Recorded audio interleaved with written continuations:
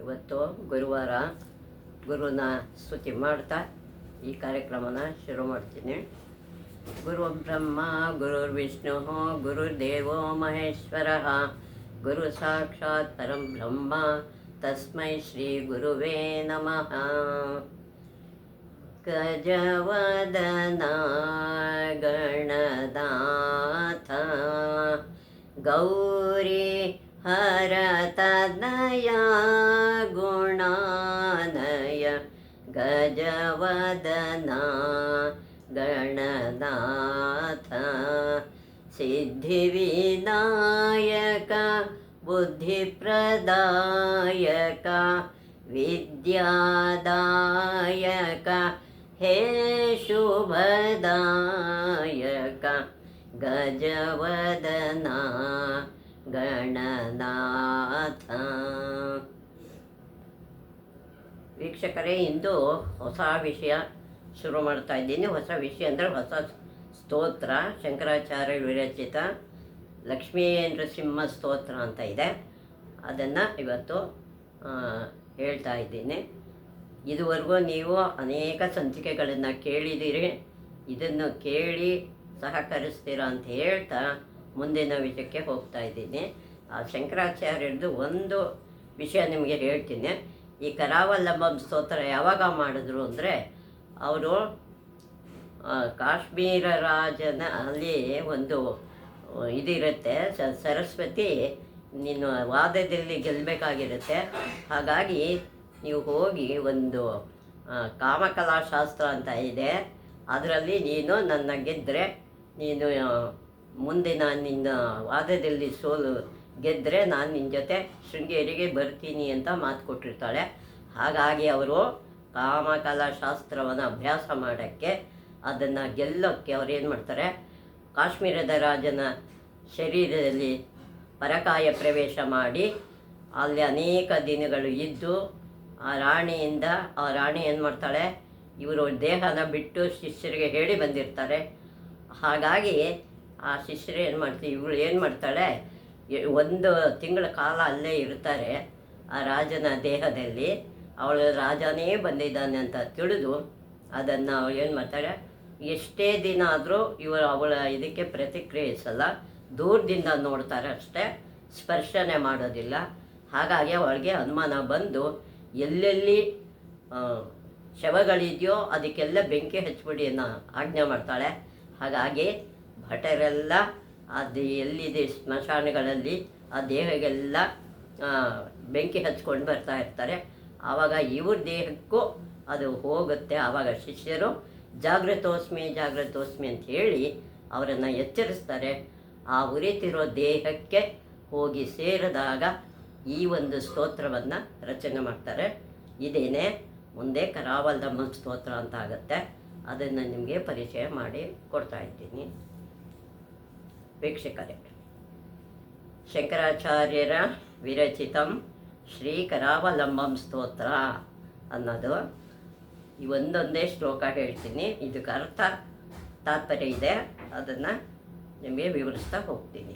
ಶ್ರೀಮದ್ಪಯೋನಿಧಿ ನಿಕೇತನ ಚಕ್ರಪಾಣಿ ಭೋಗೀಂದ್ರ ಭೋಗಮಣಿರಾಜಿತ ಪುಣ್ಯಮೂರ್ತೆ ಯೋಗೀಶ ಶಾಶ್ವತ ಶರಣ್ಯ ಭವಾಬ್ಧಿಪೋತ ಲಕ್ಷ್ಮೀನೃಸಿಂಹ ಮಮ ದೇಹಿ ಕರಾವಲಂಬಂ.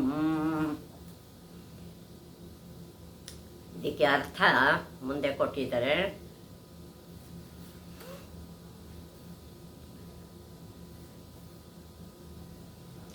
ಇದರ ಅರ್ಥ ಏನು ಅಂದರೆ, ರತ್ನಾಕರನಾದ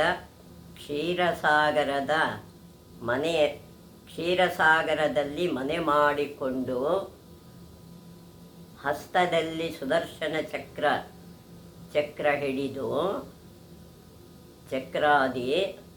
ಚಕ್ರವನ್ನು ಹಿಡಿದು ಆದಿಶೇಷನ ಹೆಡೆಗಳಲ್ಲಿರುವ ರತ್ನಗಳ ಬೆಳಕನ್ನು ವರ್ಣರಂಜಿತವಾಗಿ ಕಾಣುವ ಸುಂದರಾಂಗ ಯೋಗಿಗಳ ಮಾರ್ಗದರ್ಶಕ ಶಾಶ್ವತ ಆಶ್ರಯ ನೀಡುವ ಭವಸಾಗರವ ದಾಟಿಸುವ ಹರಗೋಲ ಹರಗೋಲ ಹರಗೋಲಾಗಿರುವ ಲಕ್ಷ್ಮೀ ನೃಸಿಂಹ ನನ್ನನ್ನು ರಕ್ಷಿಸು ಅಂತ ಅವರು ಶಂಕರಾಚಾರ್ಯರು ಏನು ಹೇಳ್ತಾ ಇದ್ದಾರೆ ಅಂದರೆ, ರತ್ನಾಕರನಾದ ಅವನು ರತ್ನಕ್ಕೇ ಅಧಿಪತಿಯಾಗಿರ್ತಕ್ಕಂಥ ಕ್ಷೀರಸಾಗರದಲ್ಲಿ ಸಮುದ್ರನೇ ರತ್ನಗಳಿಗೆ ರಾಜ ಆಗಿರ್ತಾನೆ. ಅಂಥದ್ರಲ್ಲಿ ಇವನು ಮನೆ ಮಾಡಿಕೊಂಡು ಹಸ್ತದಲ್ಲಿ ಸುದರ್ಶನ ಚಕ್ರವನ್ನು ಹಿಡಿದಿದ್ದಾನೆ.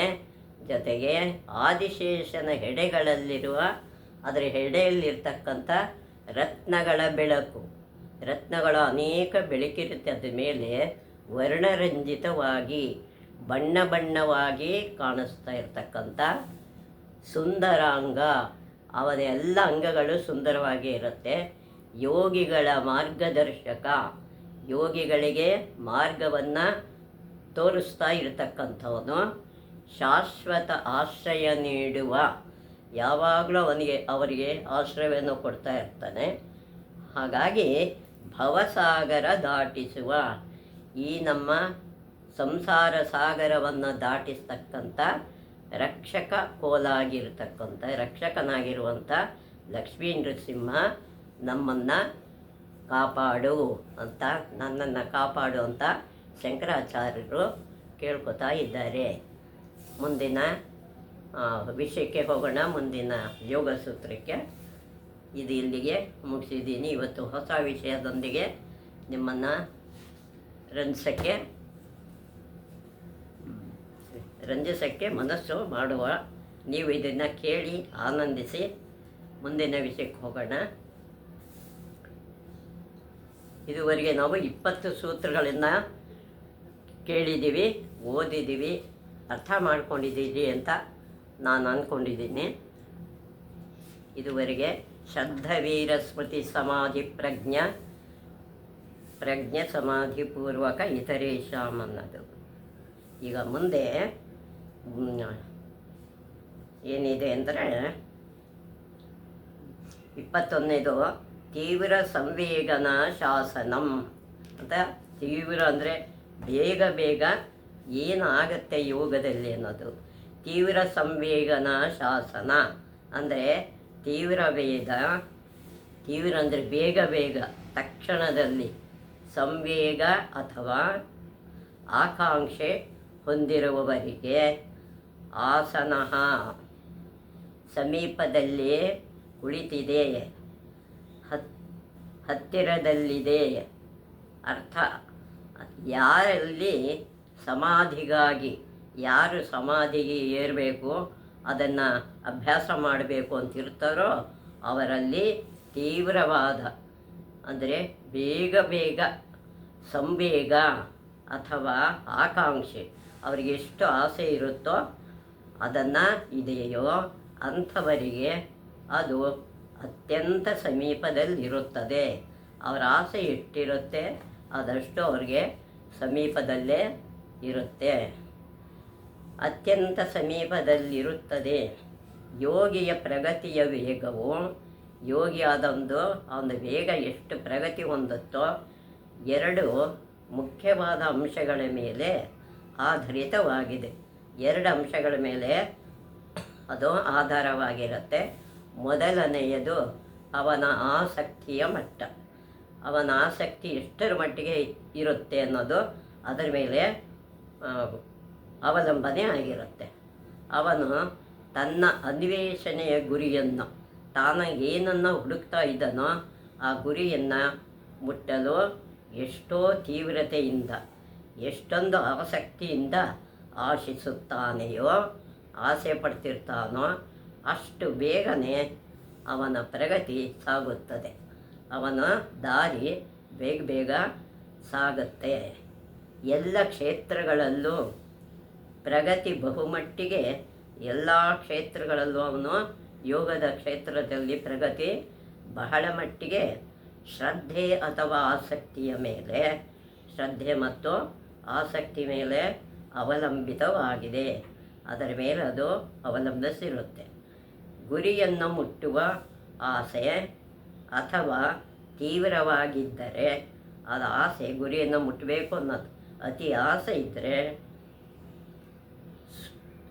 ಸಮಸ್ತ ಮಾನಸಿಕ ಶಕ್ತಿ ಸಾಮರ್ಥ್ಯಗಳು, ಮನಸ್ಸಿನಲ್ಲಿ ಸಾಮರ್ಥ್ಯ ಮತ್ತು ಶಕ್ತಿಗಳು ಏಕಮುಖವಾಗುತ್ತವೆ, ಎರಡೂ ಒಂದೇ ಸಮ ಆಗುತ್ತೆ. ಇದರಿಂದ ಗುರಿಯ ಸಾಧನೆಗೆ ಬಹಳ ಸಹಾಯವಾಗುತ್ತದೆ. ಇದರಿಂದ ಗುರಿ ಮುಟ್ಟೋದಕ್ಕೆ ಬಹಳ ಸಹಾಯ ಆಗುತ್ತೆ. ಬಾಹ್ಯ ಪ್ರಪಂಚದಲ್ಲಿ ಪರಿಸ್ಥಿತಿಗಳು ಗುರಿಯ ಸಾಧನೆಗೆ, ನಮ್ಮ ಹೊರಗಿನ ಪ್ರಪಂಚದಲ್ಲಿ ನಮ್ಮ ಪರಿಸ್ಥಿತಿಗಳು ಗುರಿಯ ಸಾಧನೆಗೆ ಅನುಕೂಲವಾಗಿರಬಹುದು ಅಥವಾ ಇಲ್ಲದಿರಬಹುದು. ಸಾಧಾರಣ ಪ್ರಪಂಚದಲ್ಲಿ, ಹೊರ ಪ್ರಪಂಚದಲ್ಲಿ ಸಾಧನೆಗೆ ತುಂಬ ಅಡ್ಡಿಗಳೇ ಬರ್ತಾ ಇರ್ತವೆ. ಇರ್ಬೋದು, ಅನುಕೂಲ ಇರಬಹುದು, ಇಲ್ಲದೇನೂ ಇರಬಹುದು. ಅದನ್ನು ನಾವು ಆದರೆ ಯೋಗ ಸಾಧನೆಯಲ್ಲಿ ಆಗಬೇಕಾದ ಬದಲಾವಣೆಗಳೆಲ್ಲವೂ, ಏನೇನು ಬದಲಾವಣೆ ಆಗಬೇಕೋ ಅದೆಲ್ಲ ಯೋಗಿಯ ಪ್ರಜ್ಞೆಯೊಳಗೆ, ಯೋಗಿಯ ಜ್ಞಾನದಲ್ಲಿ ಅದು ನಡೆಯಬೇಕಾಗಿರುವುದರಿಂದ, ಅದೆಲ್ಲ ಅಲ್ಲಿ ಆಗಬೇಕಾಗಿರೋದ್ರಿಂದ ಇದಕ್ಕಿರುವ ಅಡಚಣೆಗಳು, ಅಂದರೆ ಅದಕ್ಕೆ ಬರತಕ್ಕಂಥ ತೊಂದರೆಗಳು ಸಹ ಅಂತರಂಗಕ್ಕೆ ಸಂಬಂಧಿಸಿವೆ. ನಮ್ಮ ಒಳ ಮನಸ್ಸಿಗೆ ಅದು ಸಂಬಂಧಪಟ್ಟಿರುತ್ತೆ ಮತ್ತು ಅವನ ಕೋಶಗಳಿಗೆ ಸಾಮೀಪ್ಯವಾಗಿವೆ. ಅವನ ಕೋಶಗಳಿಗಿದು ಹತ್ತಿರವಾಗಿರುತ್ತೆ. ಆದ ಕಾರಣ ಬಾಹ್ಯ ಪರಿಸ್ಥಿತಿಗಳ ಮೇಲೆ, ಹೊರಗಿನ ಪರಿಸ್ಥಿತಿಗಳ ಮೇಲೆ ಹೆಚ್ಚಿನ ಅವಲಂಬನೆ ಇರುವುದಿಲ್ಲ. ಅವನು ಹೊರ ಪ್ರಪಂಚಕ್ಕೆ ಅಷ್ಟೊಂದು ಅವಲಂಬನೆ ಇಟ್ಕೊಳ್ಳಲ್ಲ ಯೋಗಿ. ಅಂತರಂಗದ ಸ್ಥಿತಿಗಳನ್ನು ತನ್ನ ಹತೋಟಿಯಲ್ಲಿ ಇಟ್ಟುಕೊಳ್ಳಲು ಸಾಧ್ಯ. ತನ್ನ ಹತೋಟಿಯಲ್ಲಿ ಮನಸ್ಸನ್ನು ಇಟ್ಕೊಂಡಿರ್ತಾನೆ. ಒಂದು ಉನ್ನತ ಅಧಿಕಾರಕ್ಕೆ ಏರಬೇಕೆಂಬ ಮಹತ್ವಾಕಾಂಕ್ಷೆ, ಒಂದು ಅಧಿಕಾರಕ್ಕೆ ಒಬ್ಬ ಅಧಿಕಾರಿ ಹೋಗಬೇಕು, ಆ ಆಕಾಂಕ್ಷೆ ಏರಬೇಕು ಅಂತ ಇದ್ದರೆ, ಆಕಾಂಕ್ಷೆಯುಳ್ಳ ವ್ಯಕ್ತಿಯು ಲಕ್ಷಾಂತರ ಜನಗಳ ಮನಸ್ಸನ್ನು ಅದರ ವರ್ತನೆಗಳ ಜೊತೆ ವ್ಯವಹರಿಸಬೇಕಾಗತ್ತೆ. ಸಾಧಾರಣ ಜನರಾದರೆ ಬೇಕಾಗುತ್ತದೆ. ಆದರೆ ಯೋಗಿಯ ವ್ಯವಹಾರವೆಲ್ಲವೂ, ಯೋಗ ಸಾಧನೆ ಇರೋದೇನಪ್ಪ ಅಂದರೆ, ಯೋಗಿಗೆ ತನ್ನ ಮನಸ್ಸಿಗೆ ಸೀಮಿತವಾಗಿದೆ. ತನ್ನ ಮನಸ್ಸಿನ ಜೊತೆನೇ ಅವನು ವ್ಯವಹಾರ ಮಾಡಬೇಕಾಗಿರುತ್ತೆ. ಇತರರ ಮನಸ್ಸುಗಳೊಡನೆ ವ್ಯವಹರಿಸುವುದಕ್ಕಿಂತ, ಬೇರೆಯವರ ಜೊತೆ ವ್ಯವಹಾರ ಮಾಡೋಕ್ಕಿಂತ ತನ್ನ ಮನಸ್ಸಿನೊಡನೆ ವ್ಯವಹರಿಸುವುದು ಎಷ್ಟೋ ಸುಲಭ. ತನ್ನ ಮನಸ್ಸಿನ ಜೊತೆ ವ್ಯವಹಾರ ಮಾಡೋದು ಎಷ್ಟೋ ಸುಲಭವಾಗಿರುತ್ತೆ. ಆದರೆ ಇದಕ್ಕೆ ತೀವ್ರವಾದ ಆಸಕ್ತಿ ಅಗತ್ಯ. ತೀವ್ರವಾದ ಆಸೆಗಳು ಬೇಕಾಗಿರುತ್ತೆ. ಯೋಗಿಯು ತನ್ನ ಗುರಿಯನ್ನು ಮುಟ್ಟಲು ಅವನ ಕೆಳಮಟ್ಟದ ಆಸೆಗಳು, ಕೆಳಗಿರ್ತಕ್ಕಂಥ ಆಸೆ ಅಂದರೆ ಮನಸ್ಸಿನಲ್ಲಿ ಯಾವುದೋ ಲೋಕದಲ್ಲಿ ಇರುತ್ತೆ ಆ ಆಸೆಗಳು, ಮತ್ತು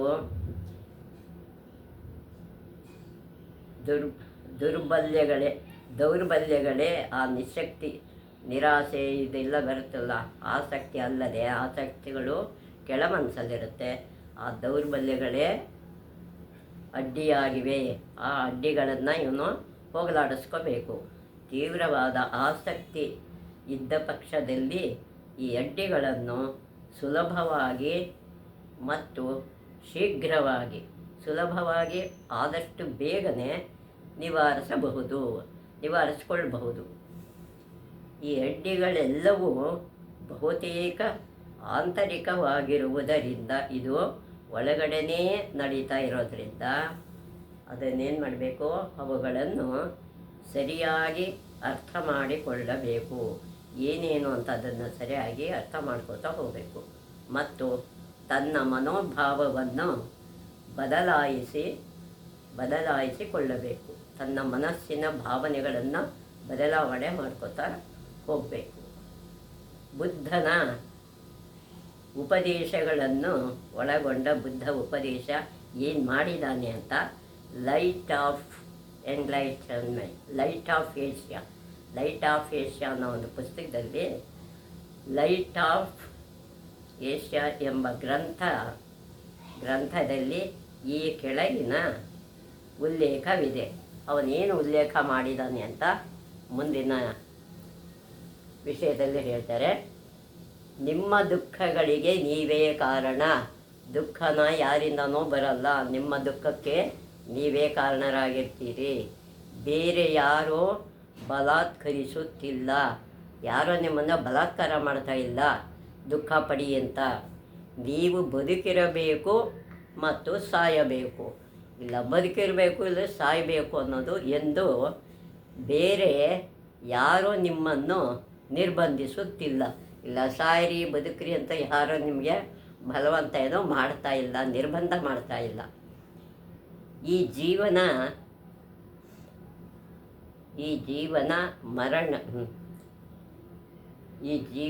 ಜನನ ಮರಣಗಳೆಂಬ ಚಕ್ರದ ಮೇಲೆ, ಈ ಒಂದು 2 ಚಕ್ರದ ಮೇಲೆ ಇದು ಸುತ್ತುತ್ತದೆ. ಅದರ ಯಾತನಾಪೂರಿತವಾದ, ಅದಕ್ಕೆ ಜೀವಕ್ಕೆ ನೋವು ನಲಿವು ಅನ್ನೋದು ಇರುತ್ತೆ. ಯಾತನಾಪೂರಿತವಾದ ಅಡ್ಡಿಗಳನ್ನು ನೀವು ಅಪ್ಪಿಕೊಂಡು ಅದನ್ನು ನೀವು ಸ್ವಾಗತ ಮಾಡ್ತೀರಿ, ಆಲಿಂಗಿಸ್ಕೋತೀರ. ಯಾವುದೇ ಬಂದು ನನಗಿರಲಿ ಅಂತ ಅಪ್ಪಿಕೊಂಡು ಮುತ್ತಿಡಬೇಕೆಂದು ಯಾರು ನಿರ್ಬಂಧಿಸುತ್ತಿಲ್ಲ. ನೀವು ಸಂತೋಷ ಪಡಿ, ನಿಮಗೆ ಆಸೆ ಬಂದಿದೆ ಇದನ್ನು ಮಾಡಿ ಅದನ್ನು ಮಾಡಿ ಅಂತ ನಿಮ್ಗೆ ಯಾರು ಒತ್ತಾಯ ಮಾಡ್ತಾ ಇಲ್ಲ. ಒಬ್ಬ ದೊಡ್ಡ ಋಷಿ ಹೀಗೆ ಹೇಳಿದ್ದಾನೆ. ಏನಂತ ಹೇಳಿದರೆ, ಒಂದು ಹೂವನ್ನು ಕೀಳುವುದಕ್ಕಿಂತ ನಿನ್ನ ಆತ್ಮವನ್ನು ಅರಿಯುವುದು ಹೆಚ್ಚು ಸುಲಭ. ಒಂದು ಹೂವನ್ನ ಕೀಳುವುದಕ್ಕಿಂತ ಹೊರಗಡೆ ಕೈ ಇಡಬೇಕಾಗತ್ತೆ, ಆ ಹೂವಿನ ಮೇಲೆ ಕೈ ಎಟಕಿಸ್ಬೇಕು. ಅದಲ್ಲದೇ ನಿನ್ನ ಆತ್ಮವನ್ನು ಅರಿಯುವುದು ಹೆಚ್ಚು ಸುಲಭ. ನಮ್ಮ ಆತ್ಮ ನಮ್ಮಲ್ಲೇ ಇರುತ್ತೆ, ಅದನ್ನು ಅರಿಯೋದು ಭಾರಿ ಸುಲಭ. ಹೆಚ್ಚು ಕಷ್ಟಪಡಬೇಕು ಅದನ್ನು ಅರಿಬೇಕಾದ್ರೆ. ಆತ್ಮನ ಅರಿಬೇಕಾದ್ರೆ ಕಷ್ಟ. ಹೂವಿನ ಕೀಳೋದು ಸುಲಭ, ಏಕೆಂದರೆ ಹೂವನ್ನು ಕೀಳಲು ನಿನ್ನ ಕೈಯನ್ನು ಹೊರಗೆ ನೀಡಬೇಕು. ನಮ್ಮ ಕೈಯನ್ನು ಹೊರಗಡೆ ನೀಡಬೇಕು ಹೂವನ್ನು ಕೀಳಬೇಕಾದ್ರೆ. ಆದರೆ ಆತ್ಮವನ್ನು ಅರಿಯಲು ನಿನ್ನೊಳಗೆ ನೀನು ನೋಡಿಕೊಂಡರೆ ಸಾಕು. ನಿನ್ನೊಳಗೆ ನಿನ್ನನ್ನು ಆತ್ಮವನ್ನು ದರ್ಶನ ಮಾಡಿದ್ರೆ ಸಾಕು. ಯೋಗಾಭ್ಯಾಸದಲ್ಲಿ ಮುಖ್ಯವಾಗಿ ನಾವು ಪ್ರಜ್ಞೆಯನ್ನು ಒಳಮುಖ ಮಾಡಬೇಕು. ನಮ್ಮಲ್ಲಿರ್ತಕ್ಕಂಥ ಜ್ಞಾನವನ್ನು ಒಳಮುಖ ಮಾಡಿ ನೋಡಬೇಕು.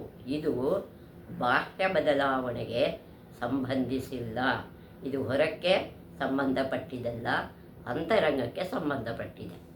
ಈ ಪ್ರಕ್ರಿಯೆಯನ್ನು ಕಟ್ಟುವುದು ಎಂದು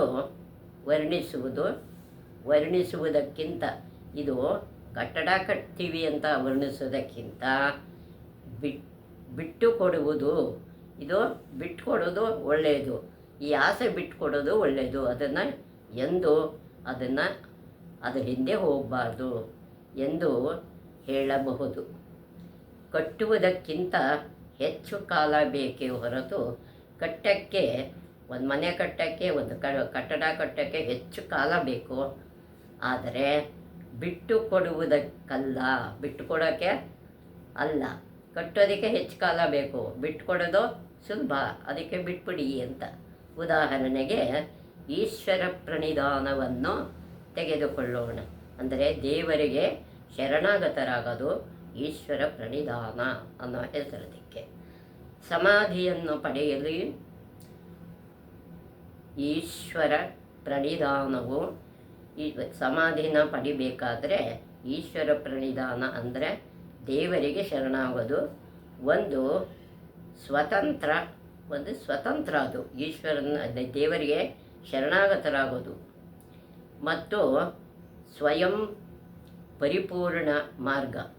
ಅದು ಸ್ವಯಂ ಪರಿಪೂರ್ಣ ಮಾರ್ಗ. ಅದು ಆಧ್ಯಾತ್ಮಿಕವಾಗಿ ಪರಿಪಕ್ವವಾದ ಆತ್ಮನು, ಪರಿಪಕ್ವತೆ ಯಾವುದು ಅಶುದ್ಧತೆ ಇರೋಲ್ಲ, ನಾನು ಅನ್ನೋದು ಅಹಂಕಾರ ಎಲ್ಲ ಪರಿಶುದ್ಧವಾಗಿರುತ್ತೆ.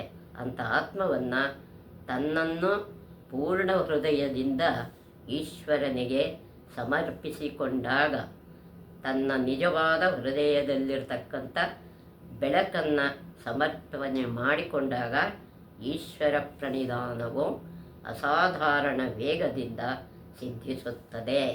ಆ ಈಶ್ವರ ಪ್ರಣಿಧಾನ ಅನ್ನೋದು ಮನುಷ್ಯನಿಗೆ ಅಸಾಧಾರಣ ವೇಗದಿಂದ ಹೇಳಕ್ಕಾಗದೇ ಇರುವಷ್ಟು ಸುಲಭವಾಗಿ ಶೀಘ್ರವಾಗಿ ನಾವು ಸಿದ್ಧಿಸಬಹುದು, ಪಡೆಯಬಹುದು.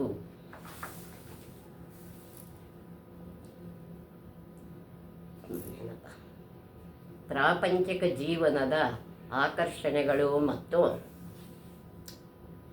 ಗುರಿಗಳ ಮೇಲೆ ನಮ್ಮ ಹಿಡಿತವನ್ನು ಸಾಧಿಸಿ, ಅಂದರೆ ಪ್ರಪಂಚದ ಜೀವನದ ಆಕರ್ಷಣೆ, ಜೀವನಕ್ಕೆ ಬೇಕಾದಷ್ಟು ಆಕರ್ಷಣೆಗಳಿರುತ್ತೆ ಮತ್ತು ಗುರಿಗಳು ಇರುತ್ತೆ.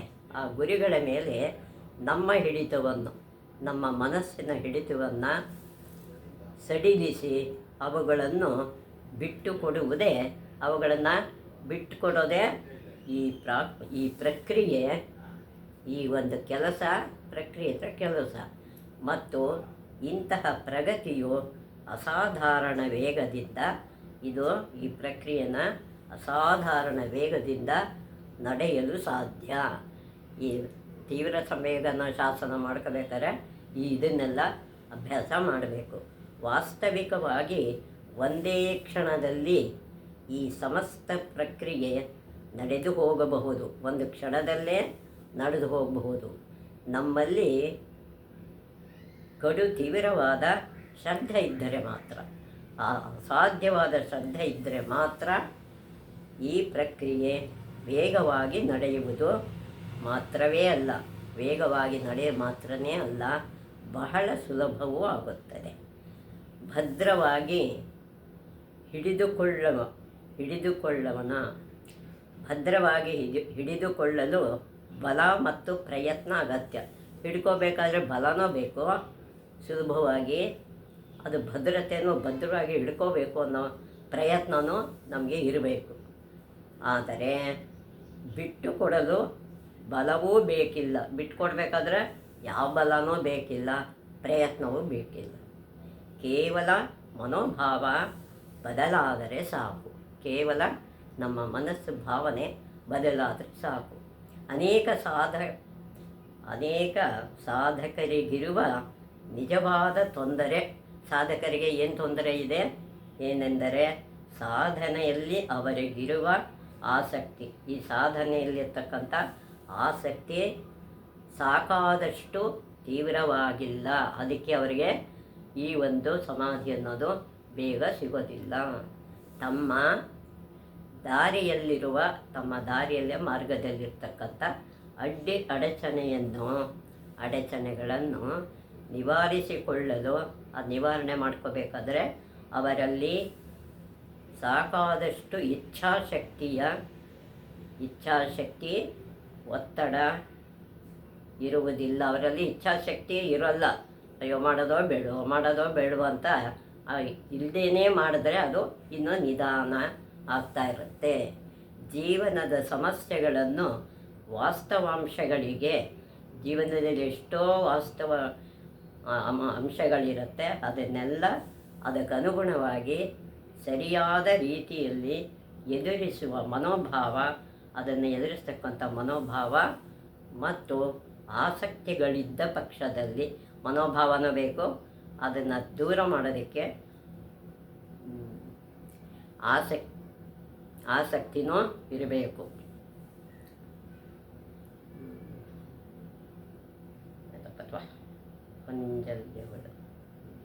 ದೌರ್ಬಲ್ಯಗಳು ಮತ್ತು ಆಸಕ್ತಿಗಳು ಹಾಗೆಯೇ ಮಾಯವಾಗಿ ಎಲ್ಲದೂ ನಮ್ಮಲ್ಲಿ ಇದ್ದರೆ ಇವೆಲ್ಲ ದೌರ್ಬಲ್ಯವೆಲ್ಲ ಮಾಯವಾಗಿ ಬಿಡುತ್ತವೆ.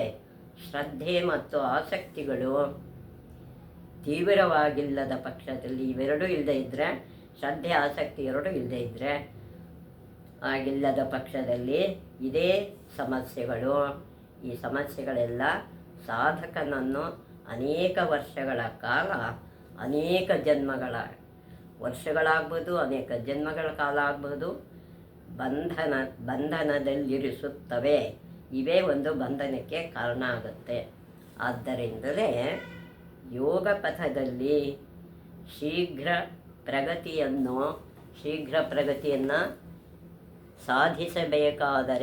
ಸಾಧಿಸಬೇಕಾದರೆ ತೀವ್ರವಾದ ಆಕಾಂಕ್ಷೆ ಇದ್ದೇ ತೀರಬೇಕು. ಆಸೆ ಇದ್ದೇ ತೀರಬೇಕು. ಇಲ್ಲದೆ ಆದರೆ ಅದು ಯೋಗ ಸಾಧನೆಗೆ ಮಾಡೋದು ಕಷ್ಟ.